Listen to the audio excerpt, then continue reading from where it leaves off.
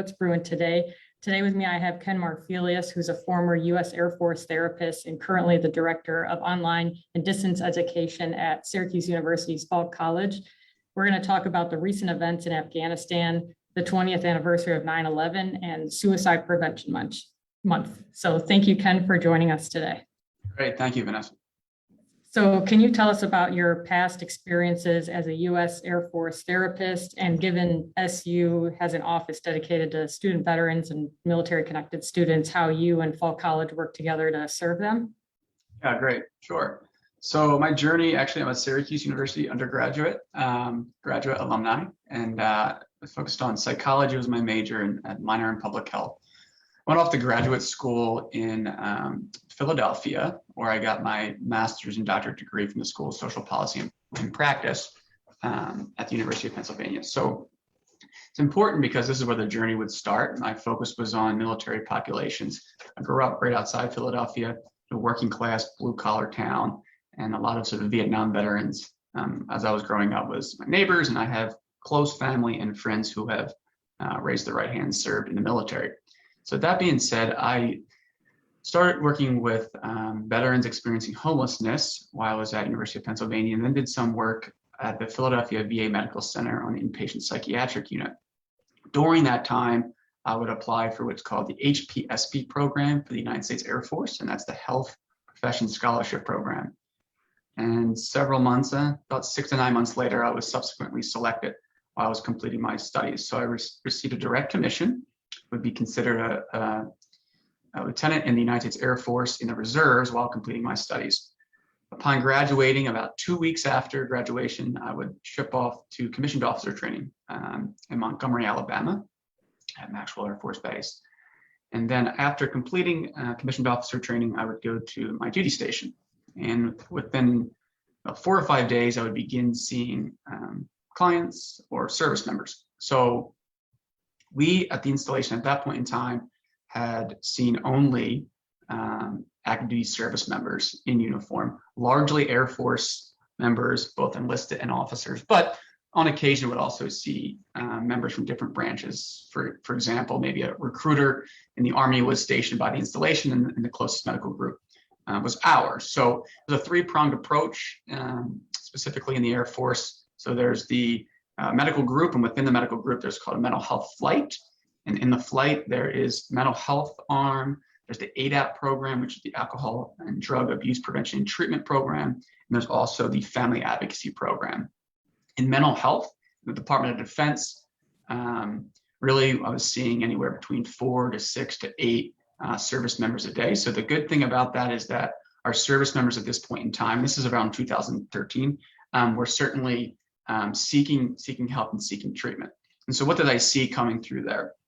I think sometimes a large misconception could be that there's this service in the military and we see combat operations and mental health, is significantly a challenge, which is certainly the case in certain circumstances. However, I saw a lot of young individuals, primarily enlisted individuals, coming through with adjustment-related issues, right? So making that change from civilian life, graduating high school, 18, 19, 20 years old, and then coming into the military with, this could be low-level anxiety or depression or some mixed feature type. And in some situations, prior trauma. And so that begs the question is, the mental fitness of the military populations to sort of answer the call to service. And there was a large portion that had that prior sort of predisposition or vulnerability of prior trauma that we were sort of able to work through that might have been exacerbated by military service. But in some situations, as a result of prior experiences and current experiences in the context of the military, that also may be grounds for a medical evaluation board, which ultimately could lead to a service-connected disability rating or administrative separation. And it's important to differentiate between mental health treatment in the Department of Defense and mental health treatment in the VA. Very, very different in several ways, because in the military, it's both in the best interest of your client, client confidentiality, but also in the best interest of the military for national security purposes. I'll give you a quick example. So if you have, let's say, a navigator on a B-52 who is experiencing some level of mental health symptoms, and that could range from insomnia, lack of concentration, low-level depression. Well, we don't want that individual out there flying a jet across the country or across the world as a result. So we would have to inform the commander about potentially disqualifying information at that point in time, and they might have to go on a medical profile for 30 days, 60 days, depending on the severity of that particular case. Whereas in the VA, they're now veterans, but also outside the context of the military. So they might be working out in the field, have an occupation, and it's not necessarily that their boss needs to know this information. So that was in the context of the Department of Defense. As an active duty member, there's a sort of dual loyalty aspect, right? Your allegiance to the profession, code of ethics, but also your allegiance to the military. And so that would be the mental health aspect of being in uniform as an active duty officer, mental health provider. Family advocacy is similar to a DCFS, so Department of Child and Family Services, or CPS, or Child Protective Services, that's actually stood up on the installation. So uniform member like myself would be in charge of the family advocacy program. We'd also have treatment managers who are largely mental health providers. And we would get cases for both adult and child maltreatment that would occur potentially on the installation or also off the installation if they were tied to a service member. And then ADAP sort of speaks for itself, alcohol and drug abuse prevention and treatment. So we have prevention training, just like you mentioned, suicide prevention. We'd focus on a particular month there, but we'd also take cases, right? So that could be anything from like a DUI or a public intoxication, or someone just seeking treatment as a result of, abusing alcohol, if you will. So yeah, they're the three arms of sort of Air Force specifically in the mental health flight. I served in all those roles. So I served as a mental health provider, an ADAP program manager, a FAP program director, and also as flight commander for a bit. My work, I transitioned out. I moved back north up to Syracuse, New York, and began working right when my terminal leave was up at the Department of Veteran Affairs, specifically for the HUD-VASH program, which is Housing by Urban Development, VA Supportive Housing, under the Healthcare for Homeless Veterans program. And what HUD-VASH stands for is Housing by Urban Development, VA Supportive Housing for the 13 counties catchment area in upstate New York. So we are serving veterans up to sort of St. Lawrence County, the Canadian border, all the way down to sort of southern tier, Binghamton area. And we had 257 veterans at the time on the caseload who were receiving services under that umbrella. I began teaching during that time too, here at Syracuse, part-time, specifically my course on military culture and mental health practice that speaks to a lot of the issues within the context of the Department of Defense in the mental health arena, and also the VA, and also military families. And then just a couple of years ago, I came over as full-time faculty member and also serving in this capacity as director of online for Falk College.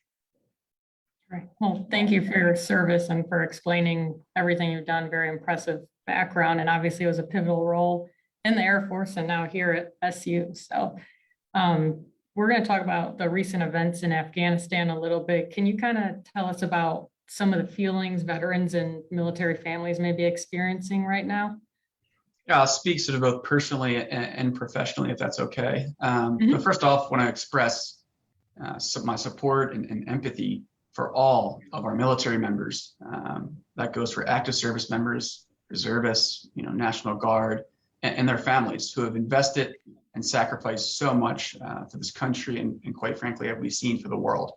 And I would be remiss if I did not acknowledge the Gold Star families. So as a lot of you likely know, Gold Star family is the immediate family member of a fallen service member who died while serving in a time of conflict. And these service members lost their lives while on a mission to save the lives of others, paying the ultimate sacrifice. And I think that we must remember them today and honor them, every day. Sadly, there's now a new cohort of Gold Star families after the most recent suicide bombing in Afghanistan. And I know that there's a lot of Gold Star families out there that have had to sort of relive that pain. And I sincerely hope that they're surrounded by a strong support system and know that the hearts of the nation right now are certainly with them. With the current situation in Afghanistan, labeled the forever war, obviously it has now arrived in the living room of all Americans with a tragic end. And I've heard from both active duty and veteran populations of really wanting to do something. and even civilians alike. Like, what can we do in this moment, and rendering them to feel somewhat hopeless, challenging. But there's a lot that we certainly can do in our local communities, and I'll get to that in a minute. But they're feeling, right? So veterans and military communities and civilians, they're feeling a range of emotions right now. And I think it's important to note that there's actually strength in feeling, right? Not weakness. And it's acceptable to be really experiencing the range of emotions while paying close attention to those feelings and reaching out for peer support, talking to, service members that you may have served with, or folks who you have served and not necessarily have served with while you are in uniform. In addition to that, some of our closest support networks reside right in the homes that we live in. So having open conversations with family members, potentially our children who may be wondering what's going on, our colleagues at work, and then looking and reaching out for any level of community support if needed. Sometimes that outlet may just be going for a run, right? Engaging in both sort of physical or pleasurable activities. Maybe it's mountain biking, maybe it's going golfing or fishing with a couple of buddies, to both, again, have the open conversation, but also engage in something that allows you to have that sense of pleasurable activity during a time of crisis. As far as feelings, I think the distress can range from anything from anger, irritability, some sense of fatigue, maybe lack of concentration, and potentially even some levels of depression based on the circumstance. What I like to say is that you and I, Vanessa, could experience the same traumatic event in the same physical location, and you and I are likely going to cope differently. So we all, cope differently. In addition to that, as a result, reach out to services or not reach out to services, and that's also okay. It depends on sort of the level of risk involved at that point in time. Yep. So what can we do to help? What can civilians do to help? I know we've had a lot of civilians ask what they can do. I know for the IVMF, we have our Syracuse Serves program, which helps with mental health and other things veterans may need. We also have our Office of Veteran Military Affairs, who offers a whole bunch of services for students on campus and off campus. But yeah, what else can we do? What can we let others know what they can do? Yeah, I think broadly, mental health right now should be a top priority. And I want to think about it outside the context of having to sort of go to a trained expert and go into that office setting and have a 60-minute session. While that is certainly a viable option and will be for many, I think it's important to tend to one's mental health right now because there's prevention involved in that. It mitigates potential long-term implications or problems that may lead to a lack of functioning, and lack of functioning could lead to a mental health disorder that could impact one occupation, could impact their familial relationships, could impact education, et cetera. So tending to that and being aware of that and having those open conversations and seeing where you need to go for the support is critically important. I also think that we must be, you mentioned civilians, a unified nation during times of crisis, and community self-help and social support are certainly critical. So it's essential for our communities to surround our active duty populations, our veterans, and their families with wraparound services. Like I said, I often encourage folks to reach out that they've served with, to sort of relate on that level. But there's also numerous veteran serving organizations and resources. Obviously, there's the Department of Veteran Affairs, but there's also vet centers who are largely staffed. I think it's around 70% staffed by veterans, specifically combat veteran focused. And then you mentioned, America Serves. I mean, here in Syracuse alone, it is resource rich. We have a lot of community focused veteran service organizations.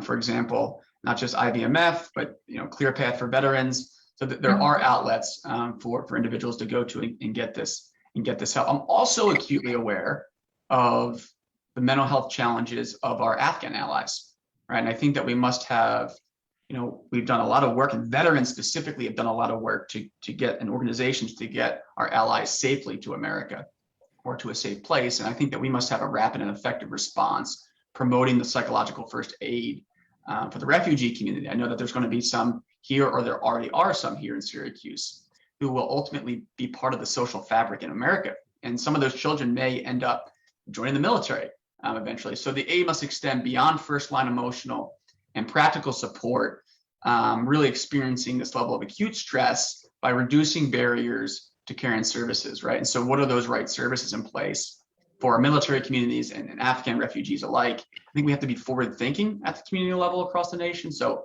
immediate action with a prevention-based model. We're often a reactive society. I think that's really essential. And it must be more than just mental health care. And what I mean that is access to medical care, access to food, access to safe, stable and affordable housing, a need for those quality parent support programs, job trainings, access to education, family-centered schools with embedded mental health services. We do know, grounded in research, that the single most important factor in developing resilience in children is to have a stable and committed relationship with a supportive caregiver, parent, or another caring adult. And there's strength in seeking help, right? There's purpose in certainly caring for one another. Definitely. Thank you for sharing all those resources. And so as we see the 20th anniversary of 9/11 approaching here in a few days, many may continue to feel this stress and relive some experiences. Do you foresee anything with the anniversary coming, or if there's anything extra we can do around the anniversary to help? Yeah, well, it's interesting, the timing, right? It's come full circle here. Really several of the service members we lost in the most recent attack were newborns when 9/11 occurred. And they lost their life sacrificing to get our allies and Americans out of Afghanistan 20 years later. I think this year, as a result, is particularly hard, given the recent tragic events. And we have a range of emotions, not just from that day, but from the forever war. And for many years there, Vanessa, the forgotten war. And innocent civilians lost their lives on 9/11. Families were severely disrupted. It disrupted life as we know it for everyone. Stricter TSA security measures at the airport, high rates of cancer from the first responders who rushed to, it was called the pile at Ground Zero. Significant mental health challenges for first responders, service members, family members, and really everyday civilians who witnessed this tragic event, in their living rooms on live television. And so I believe it's fair and not necessarily abnormal to have these feelings be intensified during this period.